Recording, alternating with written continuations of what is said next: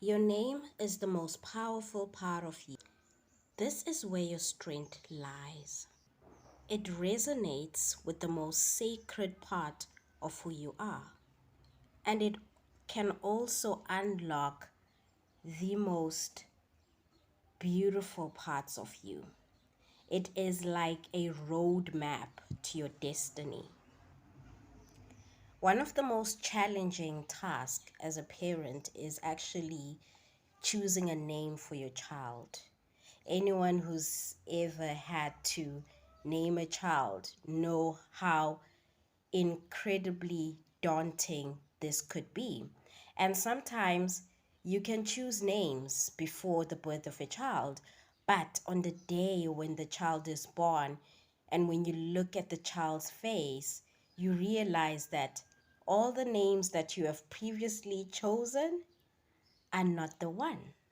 So you then choose another name because names are so powerful. It's something that's meant to serve you throughout your life. So it is very, very challenging to name a child because our names also reveal parts of our history. Some names are able to tell you what happened on the day when a child was born. For example, Nomvula. The name Nomvula um, tells you that this person was born on a rainy day. And you know that culturally, rains can also be associated with purification and blessings. So it reminds you of that beautiful moment when they entered the world and they purified everything. So a name is meant to be your servant, it's meant to guide you throughout your life. So that's why it is so hard to choose a name. And during colonial times, when you were being baptized into Christianity, the first thing that was stripped away from you was your name. Because names carry your roots, names remind you of who you are. And there are some cultures where if a person has been wrong, you don't disown that person, but what you do is you'll gather together and you'll remind the person of who they are. You'll say the person's names and what they meant and what that person means to the community as a whole. And this is how people were able to bring back the divine into a person. When a child was wrong, they would remind the child of his or her names, and with the hopes that this would make a person become a better person. And it worked. So during colonization and during baptism, your name would be stripped away. So your dignity was stripped away. A part of you was stolen. You were given a name that meant absolutely nothing to you. A name that will not serve you because, first and foremost, most of the names that people were given, they didn't know what it meant. If you were called Patricia, or if you were called, what's another name? Can't think of names. Oh my God. But if you're called Patricia or if you were called Elizabeth, the reality is, as a black person, you did not know what the hell that meant. It meant nothing to you. If anything, it killed a part of yourself, because this name had no sense of history, it had no sense of belonging. It just a name that's given to you, and the frequency of that name does not serve you. So by taking away your name, they knew that you would be lost. They knew just how powerful our names are to us. And you have to understand that when it came to us black people, naming a child was a collective thing.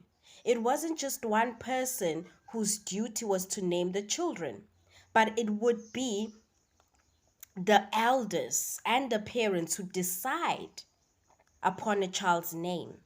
And this would take time. It would take time because they understood the frequency that your name has on you. They understood that it had to carry you and serve you throughout your life. So your name is who you are. And this is why when a person has a name in a vernacular language, it is so beautiful. It truly means something because that's the language you speak. That's the language that resonates more with you. And another thing that happened during colonization, if you were not baptized and you were forced into the workplace for whatever reason, when you got there, the master or the madam could not pronounce your name. So they would just give you a name. And that name showed the control that they had over you. And that's why if people cannot pronounce your name, it's really not your business. With all the years they have spent here, the least they can do is try and pronounce names at the best of their ability. Because that name is your servant. That name is your blessing. That name that you are given by your people is meant to be cherished because it is a legacy. So now imagine you are given a name that means nothing to you. How does that make you feel? A power has been taken away from you, right? Some names are sacred, you know.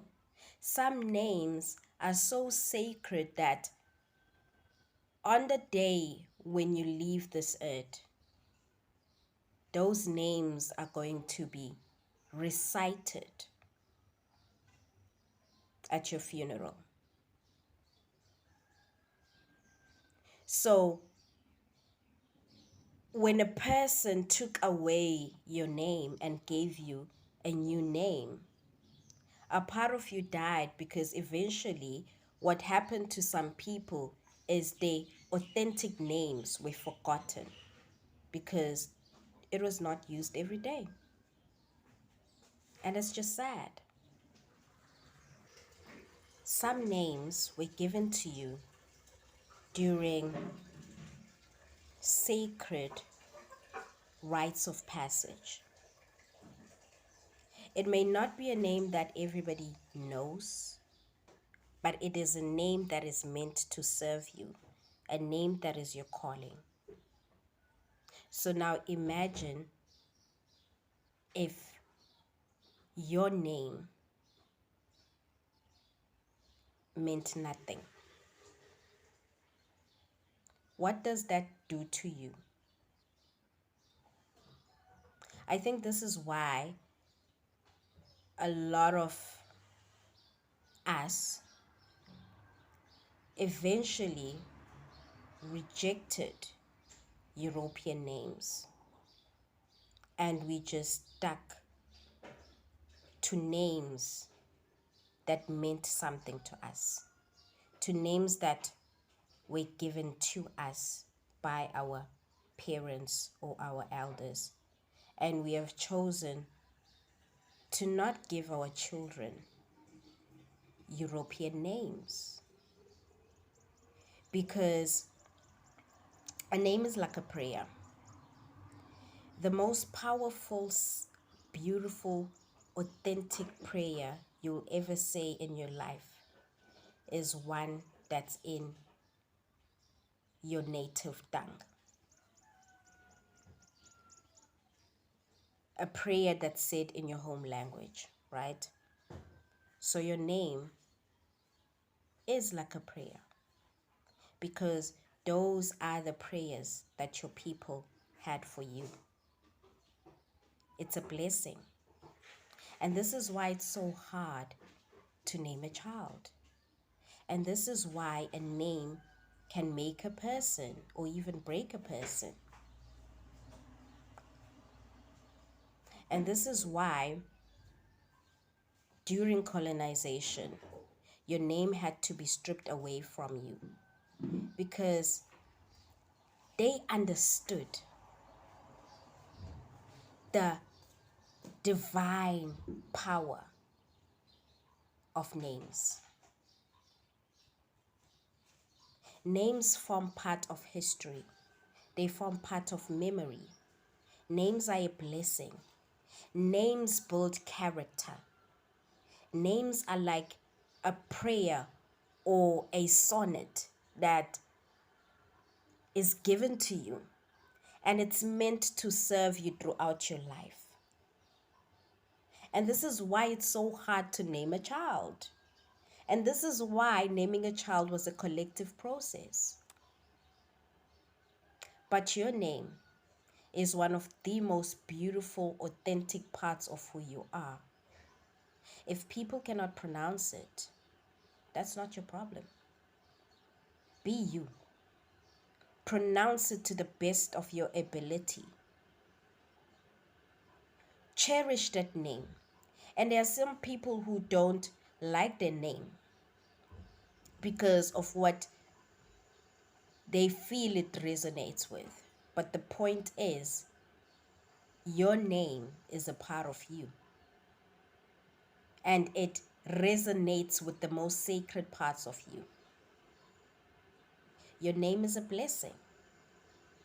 Names were given to children. They carried a legacy and the hope of the parents and elders. Names are powerful. This is why your names were stripped away from you, because they knew that your name reminds you of who you are. But this is where I ended today. So up until next time, don't forget to be a grounding flavor.